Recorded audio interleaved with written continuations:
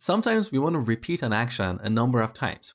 For example, let's imagine we want to display hello world 5 times on the console. The poor way of doing that is like this.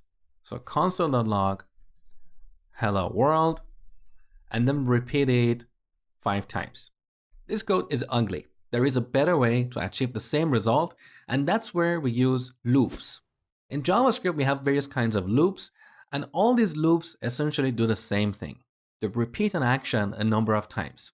We have for loops, while loops, do while loops, for in loops, and for of loops. All these loops essentially do the same thing. But there is a subtle difference between how they start and end. Let's start by looking at the for loop. So back to this code. This is how we write a for loop. So for, we add parentheses. Now here we need 3 statements. The first statement is what we call the initial expression. And here we declare and initialize a variable. So we use let to declare a variable like I and set it to 0. Now I is short for index and is a common convention to use in for loops. This is what we call the loop variable. So we initialize it to 0, then we terminate this statement with a semicolon. Now the second part of the for loop is what we call a condition. So here we want to add a condition and compare the value of I with something else. This loop will run as long as this condition evaluates to true. So if we want this loop to run 5 times, we compare I with 5. So as long as I is less than 5, this loop will execute. You will see that in a second. Once again, we terminate this statement with a semicolon. And finally, the third part. This is what we call increment expression. And quite often, what we have here is something like this. So we use the increment operator to increment the value of I with 1. Now, after this for statement, we can add 1 or more statements, just like the if statements. If you have multiple statements here, we need to put them in a code block like this. Now here we want to display hello world on the console.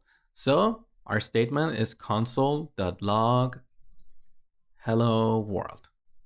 So instead of repeating this line 5 times, we put it in a for loop, and this loop will run 5 times.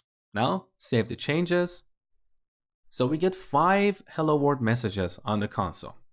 All right, now that you have seen a for loop in action, let's see exactly how this loop works. So earlier I told you this is what we call an initial expression. Here we're initializing I to 0. Now this loop will execute as long as this condition is true. So as long as I is less than 5, the statements we have here will be executed. Now, after the first iteration, I is incremented by 1. Then this condition is evaluated again. So 1 is less than 5. So one more time, this loop is executed. So we have the second iteration. Now after the second iteration, once again, I is incremented by 1. So now we are in the third iteration. Again, this condition is evaluated, and because it is true, the loop is executed. To show you this in action, I'm gonna output I on the console. So save the changes. This is what we get. So note that in the first iteration, I is 0, then it's incremented by 1 until it reaches 4.